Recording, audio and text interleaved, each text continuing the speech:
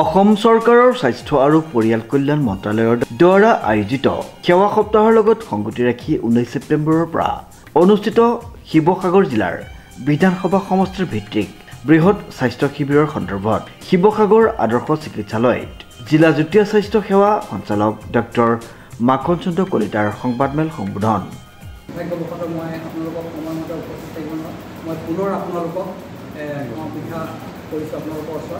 আৰু আপোনালোকে ইতিমধ্যে জানে যে স্বাস্থ্য বিভাগৰ ফালৰ পৰা আমাৰ সমান্তৰালভাৱে দুটা প্ৰগ্ৰেম আৰম্ভ হৈছে।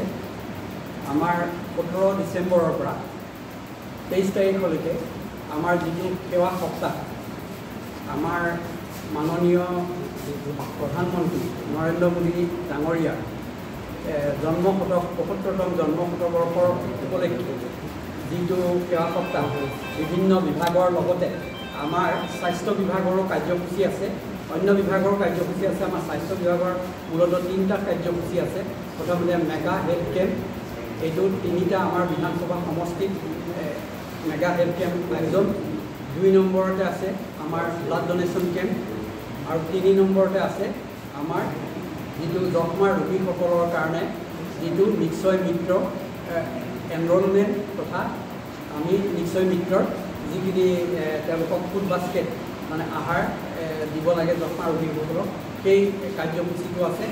প্ৰথম আমাৰ মেগা হেল্থ কেম্প 3টা LSCৰ প্ৰথমটো আমি 19 তাৰিখে ডিমৌ LSC কালিলৈ কৰিবলৈ গৈ আছোঁ আৰু দ্বিতীয়টো মেগা হেল্থ কেম্প 26 তাৰিখে নাজিৰা LSC বিধানসভা সমষ্টিত অনুষ্ঠিত হ'ব আৰু 4 অক্টোবৰত 3 নম্বৰটো মেগা হেল্থ কেম্প অনুষ্ঠিত হ'ব শিৱসাগৰ LSC আমাৰ গৰিসাগৰ। গতিকে এই সমান্তৰালভাৱে আমাৰ 17 ছেপ্টেম্বৰ বা কেন্দ্ৰীয়ভাৱে 17 ছেপ্টেম্বৰ বা 2 অক্টোবৰলৈকে আমাৰ আৰু এটা কাৰ্যসূচী হৈছে, এইটো সুস্থ নাৰী আৰু সুস্থ পৰিবাৰ। তাৰমানে নাৰীসকলৰ আমি এতিয়া প্ৰত্যেকযোৰা কাৰ্যসূচীৰে প্ৰত্যেকগৰাকী আমাৰ শিৱসাগৰ জিলাৰ অন্তৰ্গত যি নাৰী আছে, সেইটো সংস্থাপনত থকা নাৰীয়ে হওক বা আমাৰ পুলিচ বিভাগ বিভিন্ন বিভাগৰ আমি নাৰীসকলক চাহ বাগানৰ নাৰীসকলক সকলোকে স্বাস্থ্য পৰীক্ষা কৰি তেওঁলোকৰ যিখিনি অসুবিধা আছে সেইখিনি ডিটেক্ট কৰি এই গোটেই প্ৰত্যেকযোৰা কাৰ্যসূচীৰে তেওঁলোকক আমি সেৱা আগবঢ়াব লাগিব। সেইটো হ'ল সুস্থ নাৰী আৰু সুস্থ পৰিবাৰ। কাৰণ নাৰী এগৰাকী সুস্থ হৈ থকা মানেহে এটা পৰিয়াল সুস্থ হৈ থকা। আৰু বাকী আমাৰ যিটো যক্ষ্মা ৰোগৰ কাৰণে আমাৰ যিটো সেৱা সপ্তাহত যিটো কাৰ্যসূচী লৈছে, সেইটো যক্ষ্মা ৰোগীসকলত আমি নিশ্চয় মিত্ৰ এনৰোলমেণ্ট মানে এজন নিশ্চয় মিত্ৰ, যি নিশ্চয় মিত্ৰ হয় তেওঁ এজন যক্ষ্মা ৰোগীক যিটো পৰিপুষ্টি আৰু যিটো তেওঁলোকৰ আহাৰ দৰকাৰ হয়, সেই যক্ষ্মা ৰোগীসকলক তেওঁ 6 মাহৰ কাৰণে, কাৰণ যক্ষ্মা ৰোগীৰ ট্ৰিটমেণ্ট আমাৰ 6 মাহলৈকে চলে, সেই 6 মাহৰ কাৰণে মাহে মাহে 500 টকাৰ এটা ফুড বাস্কেট তেওঁলোকে প্ৰদান কৰে। গোটেই 6 মাহৰ কাৰণে 3000 টকাৰ এটা ফুড বাস্কেট দিবলগীয়া হয়। সেই ফুড বাস্কেটটো আমাৰ এই প্ৰফেক্টত এই নিশ্চয় মিত্ৰ আমাৰ সেৱা সপ্তাহত নিশ্চয় মিত্ৰ এনৰোলমেণ্ট এটা প্ৰক্ৰিয়া চলি আছে। সেইটো 22 তাৰিখে আমাৰ নিশ্চয় মিত্ৰ 22 ছেপ্টেম্বৰত নিশ্চয় মিত্ৰ এনৰোলমেণ্ট সম্পূৰ্ণ হ'ব আৰু আমি সেইদিনাই আমি যক্ষ্মা ৰোগীসকলক নিশ্চয় মিত্ৰ, যি নিশ্চয় মিত্ৰৰ দ্বাৰাই আমি ফুড বাস্কেট তেওঁলোকক অৰ্পণ কৰিম। আৰু ৰক্তদান শিবিৰ ইতিমধ্যে আমাৰ 17 তাৰিখে আমি ৰক্তদান শিবিৰ আয়োজন কৰা হৈছিলে আৰু 17 তাৰিখে কালি আমাৰ ৰক্তদান শিবিৰ খুব সুন্দৰভাৱে আপোনালোকৰ সহযোগিতা বিভিন্ন মানে সংগঠন, বিভিন্ন স্বেচ্ছাসেৱী সংগঠন হওক, আমাৰ আপোনালোকৰ সাংবাদিক বন্ধুসকল হওক, আমাৰ ডিষ্ট্ৰিক্ট এডমিনিষ্ট্ৰেশ্যনেও এই ক্ষেত্ৰত আমাক বহুত সহায় কৰিছে। আমি কালি সুচাৰুৰূপে আমাৰ প্ৰথমটো কাৰ্যসূচী সম্পন্ন কৰিবলৈ সম্ভৱ হ'লোঁ আৰু আমাৰ কালিলৈ স্বাস্থ্য মেলাৰ দ্বিতীয়টো কাৰ্যসূচী আছে। দ্বিতীয়টো কাৰ্যসূচী মেগা হেল্থ কেম্প আমাৰ ডিমৌ অনুষ্ঠিত হ'ব। গতিকে সকলোকে মই আপোনালোকৰ ফালৰ পৰা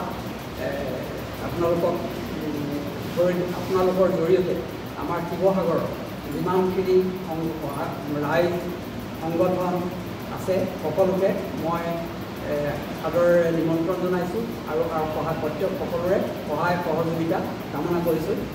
সংবাদমেলত শিৱসাগৰ আসামৰিক চিকিৎসালয়ৰ অধীক্ষক ডাক্তৰ সাধন বৰা, স্বাস্থ্য বিভাগৰ গণমাধ্যম বিশেষজ্ঞ তথা জনসম্পৰ্কৰক্ষী বিষয়া অঞ্জুশ্ৰী ফুকন, জিলা তথ্য বিষয়াৰ লগতে বৃহত্তৰ Sivasagar press club, e media association, Sivasagar press club, জিলা সাংবাদিক সংস্থাৰ সংবাদসেৱীসকল উপস্থিত থাকে। উল্লেখযোগ্য যে অসম চৰকাৰৰ স্বাস্থ্য আৰু পৰিয়াল কল্যাণ মন্ত্ৰালয়ৰ দ্বাৰা আয়োজিত সেৱা সপ্তাহৰ লগত সংগতি ৰাখি 19 ছেপ্টেম্বৰৰ পৰা অনুষ্ঠিত হ'বলগীয়া শিৱসাগৰ জিলাৰ বিধানসভা সমষ্টিভিত্তিক বৃহত্তৰ স্বাস্থ্য শিবিৰৰ সন্দৰ্ভত এনেদৰে সংবাদমেলখন সম্বোধন কৰি সাংবাদিকসকলৰ আগত জানিবলৈ দিয়ে। আমাৰ প্ৰগ্ৰেমটো ঘাইকে এই যিটো সেৱা সপ্তাহৰ মেগা হেল্থ কেম্প, এইটো ঘাইকে 18 বছৰৰ তলৰ ছাত্ৰ ছাত্ৰীসকলৰ বাবে কৰা হৈছে। এইটো স্কুলীয়া ছাত্ৰ ছাত্ৰী আৰু যিটো অংগনবাদী ছাত্ৰ ছাত্ৰী, এইসকল ছাত্ৰ ছাত্ৰীকে আমি এনৰলমেণ্ট কৰিম আৰু তাৰ কাৰণে আমাৰ বিশেষজ্ঞ ডক্টৰে তেওঁলোকক পৰীক্ষা কৰিব আৰু বিশেষজ্ঞ ডক্টৰৰ দ্বাৰাই তেওঁলোকক চিনাক্তকৰণ কৰা হ'ব।